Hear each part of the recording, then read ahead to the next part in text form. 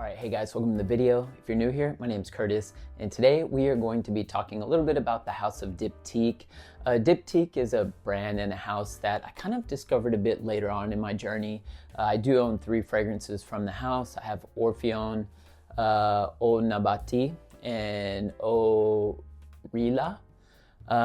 But when I had purchased those fragrances, I also received samples. So today we are going to be doing a first impression review. First impression in the sense of first impression from skin. So I have smelled these in the store, but I've never smelled these from skin. So we'll be doing today a first impression review of Fleur de Peau, Eau Rose, and Lunamaris. So if you're curious to hear my thoughts and opinions on these fragrances, then let's go. So first up, let's go ahead and start with Fleur de Peau. So, and what I remember about this fragrance when I did smell this one in the store, I know that it is kind of powdery and a little bit musky. And you know, Diptyque does have a few other fragrances in their lineup that are kind of go down that road of being powdery, like Orpheon, for example. It's quite a powdery, slightly woody fragrance. So yeah, let's put Fleur de Peau here on my left hand here, and we will see what we get. So here we go. 2 sprays. Yeah, and already picking up what I'm getting in the air here. And just real interesting, while I'm giving this a second to kind of dry down, it was a debate for me when I had tried this in the store between Orpheon and Fleur de Peau when I was smelling from the strip, but I ended up going with Orpheon. But Fleur de Peau kind of has like this vegetal green powdery like freshness to it. Does have a bit of musk, and I feel like that powdery green kind of freshness, it smells like iris to me. I don't know if there's any iris. I've never looked up any of the notes to any of these fragrances, but it smells like iris to me. Not orris necessarily. Iris tends to come off a bit more green and vegetal, whereas orris is has a bit more of a creaminess to it, just in my experience. But this is very fresh. Definitely has that musky like character to it. So it's like iris, powdery iris and musks blended together very well here. I feel like there's just a very, very slight woodiness here. And it almost kind of, I don't want to say aldehydic, but it almost has like a soapy, powdery like linen freshness to it. It's very nice. I mean, this is a very easy wear, and this kind of fragrance, for those of you that are curious about Japan and fragrances over here, this is the kind of fragrance that works very well over here in Japan. Japanese really like this kind of scent profile and these types of smells. They're just very fresh, light, airy. That's exactly what this is. This is, I can tell right now just by kind of the vibe that I'm getting from this isn't going to be a fragrance that pushes off very heavily. I mean, I feel like this is going to be kind of like a moderate type of projection sillage, and maybe even more on the intimate side. But man, it smells lovely, that's for sure.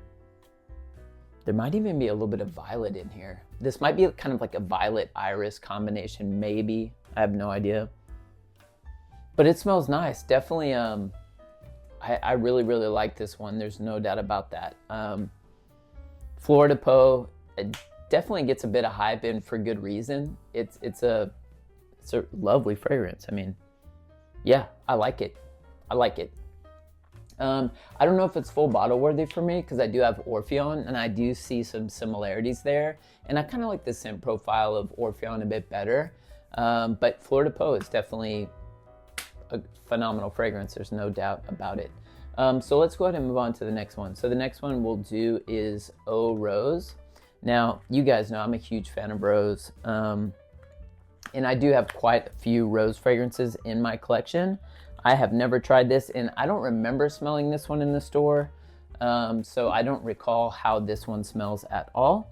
So let's go ahead and I don't even know if I've smelled it, to be honest. So yeah, let's put this one on my right hand here. Get 2 sprays there. Oh, immediately already kind of picking up on the rose here. Let me give this a second to dry down. But yeah, this is okay. This is a very green rose. There might even be some geranium in here, honestly. But it's very fresh. This is a fresh green, kind of stemmy-like rose.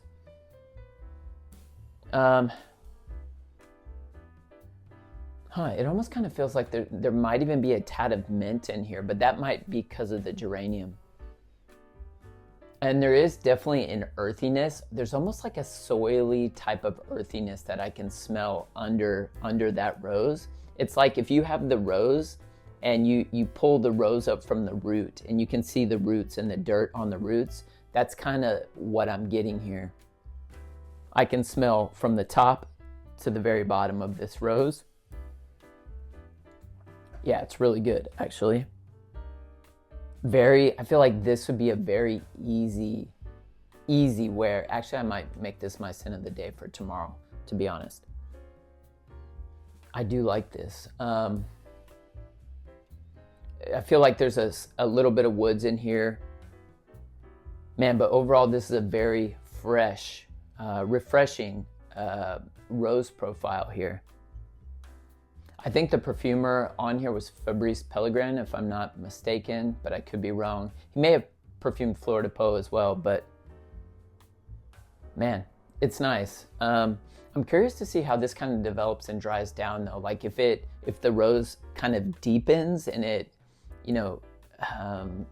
if it kind of turns in, if this becomes a bit spicy, or like how this kind of transforms, or if it just remains kind of green and fresh. I'm curious to how this kind of develops, but I do like the vibe and the scent that I'm getting from the wafts in the air. It is very nice. Yeah, it's a nice, very easy to wear rose in my opinion. This is completely unisex. I mean, I wouldn't say that this is masculine or feminine. I would say it is completely unisex. Anybody could wear this one. Yeah, really, really nice. Man, I do like that one. I'll need to wear through this sample to see, but this is a beautiful rose fragrance. There is no doubt about that. Let's go ahead and go to the next one, Lunamaris. I know nothing about this one, and I don't think I've ever smelled this one in the store either. I think this might be from like Diptyque's kind of like lighter type of summer-like fragrances, possibly, but I have no idea. Let's put this one on my right arm here, kind of see how we get on. So I'll put this 2 sprays there. Okay, let me let this dry down for a second.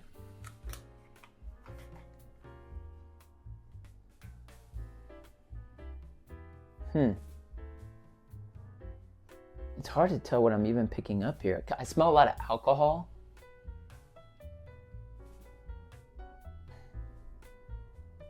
Is my nose like broken? Like I can't even hardly even smell this. I'm just smelling a bunch of alcohol, to be honest. What in the world? What is this? I'm gonna have to give this another spray because let me smell it from the...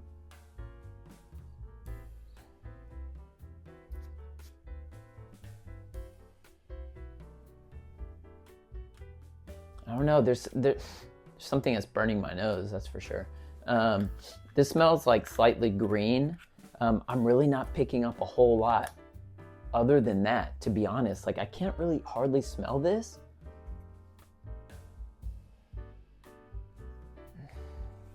It does burn my nose though when I smell it. I can already say I don't like this.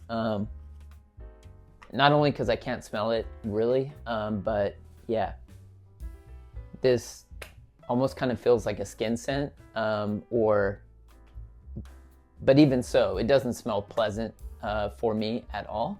So it almost feels like there's something slightly dark in here too, but I can't tell what it is. I literally cannot pick up what this is. So let's go ahead and just disregard that one. Let's jump back to Fleur de Peau and see. Man, Fleur de Peau is so nice. Just a very elegant and classy fragrance. Yeah,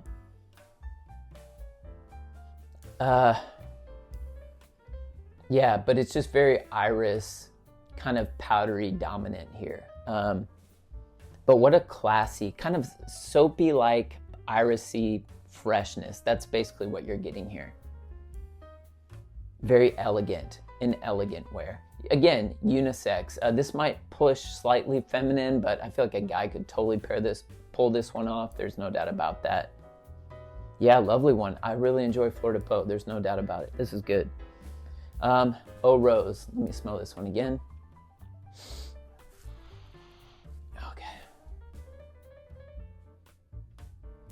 Yeah, this is still very green, fresh. I still have that kind of earthy soiliness that I'm picking up from here.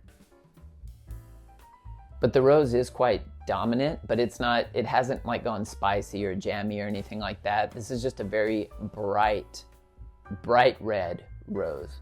Not like a deep color, more like a light red. Nice. It's nice. I think that might actually be my scent of the day tomorrow. I'll burn through this sample tomorrow. I'll wear this fragrance. I do really like this. And what this is kind of reminding me of a little bit is, let me get it real quick. I have it right back here. This is reminding me of a little bit of this. This is by Headspace. It's called Rose. This is a Dominique Ropion creation. But I feel like, oh, that's smelling interesting. Yeah. I don't know. I kind of feel like I like Eau Rose a little bit better, to be honest with you, than Rose by Headspace. Like, I think I've come to the conclusion that as much as I like Dominique Ropion, in his creations, I took a gamble when I bought this fragrance, and it was a blind buy. Yeah, I think just the brand Headspace is not for me. This is a good fragrance, but I don't know if it's good enough to keep in my collection, to be honest, because if I'm going to be adding rose fragrances to my collection, I already have some really solid rose fragrances. Any other rose fragrances that I'm going to be adding, they have to be just top, best of the best. But this one is really nice. Eau Rose by Diptyque. Yeah, man, this one's really nice. And let me just go back and smell this Luminaris one more time, see if this has changed at all or what it's doing on my skin. Yeah, nothing. I literally cannot smell anything from here. There's something that just smells a bit green. So I'm gonna stay away from this fragrance, not interested. I'm probably just gonna throw this little sample in the trash. Not interested at all. But Eau Rose, stunner, and so is Fleur de Peau. I like both of these fragrances. But like I said, with Fleur de Peau, I have Orpheon, so it would be a bit redundant, I feel. But with Eau Rose, man, if you're looking for a really fresh take on rose that has a bit of earthiness, then definitely check Eau Rose out. It's a stunner in my opinion, and that will be my scent of the day for tomorrow. All right, guys, so that's all I have for you for today. Don't forget to like and subscribe if you enjoyed today's content. And let me know down in the comment section, are you a fan of the House of Diptyque? What are your favorite fragrances from that house? Well, I hope you guys are staying healthy and well, and I'll see you in the next video.